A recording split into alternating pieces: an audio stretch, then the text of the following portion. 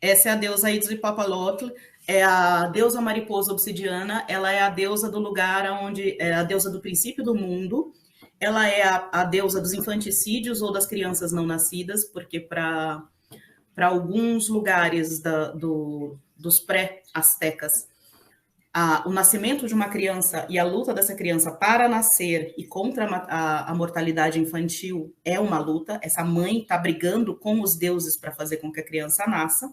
Então, ela é deusa dos não nascidos também, e ela é a protetora dos guerreiros. Tanto é que eles iam lá e eles pegavam partes do corpo das mães que morriam de parto, porque isso daí era um amuleto de batalha. E essa deusa protege tanto os guerreiros, quanto as mães em trabalho de parto, quanto é a deusa das parteiras. Ao mesmo tempo que ela protege você de não nascer, ela é a deusa das pessoas que guerreiam para vencer a morte. Então, assim, para uma série de outras culturas que não a ocidental cristianizada, as deusas da guerra e as deusas das batalhas são alimentadas com sangue. Essa é uma deusa que é alimentada com sacrifícios de sangue. E os corpos dos nascidos mortos eram entregues para ela dentro do seu santuário. E ela é a deusa que protege todos os povos que vão para a guerra desde antes do começo do mundo. Tanto é que dizem que há um lugar específico na Mesoamérica que é uma caverna com 7 buracos, que são 7 úteros da deusa, de onde nasceram os 7 ramos que deram origem a 7, são 7 nações dos pré-astecas. Uau! Que são 7 nações guerreiras. Lindíssimo. Que máximo! E essa relação da geração de grupos a partir do sangue da guerra de deusas, né?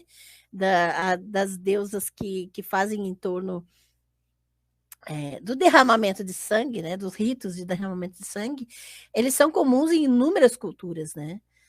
Você vai encontrar isso em trocentos mitos de lugares completamente diferentes que não têm necessariamente contato. Isso é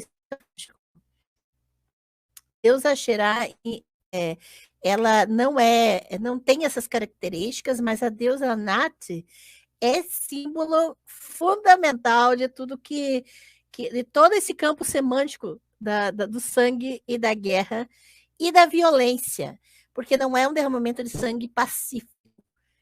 É violento, tem que ter o terror, tem que dar quebradeira no meio, porque não faz parte da narrativa em torno dela.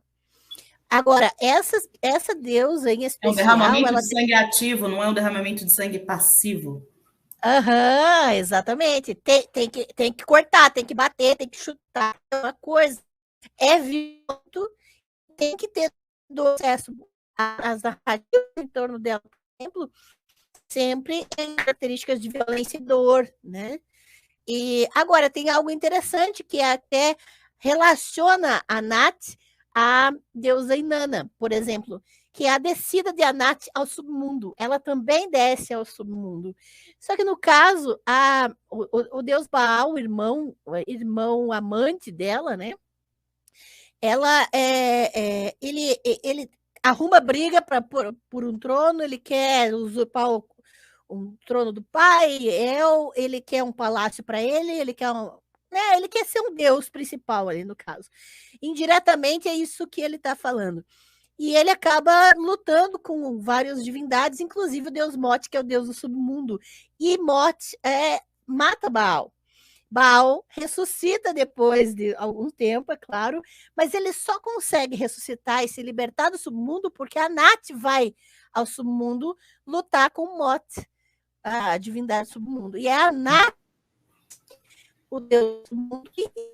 Gente, guarda essa informação. É muito comum que deuses ou panteões inteiros de deuses masculinos criem um problema, seja no submundo, seja no mundo humano, e mulheres tenham que ir lá resolver. E isso daí também está relacionado com a questão de que se entenda a humanidade como um universal governado por uma força que tanto é masculina quanto é feminina, mas a força da ação é masculina, e mulheres têm que resolver isso depois, ou com o estático da agricultura, e da criação dos animais, e depois elas perdem esse poder através de uma perda de razão. Essa perda de razão depois vai ser retomada por um domínio razoável da guerra, tá?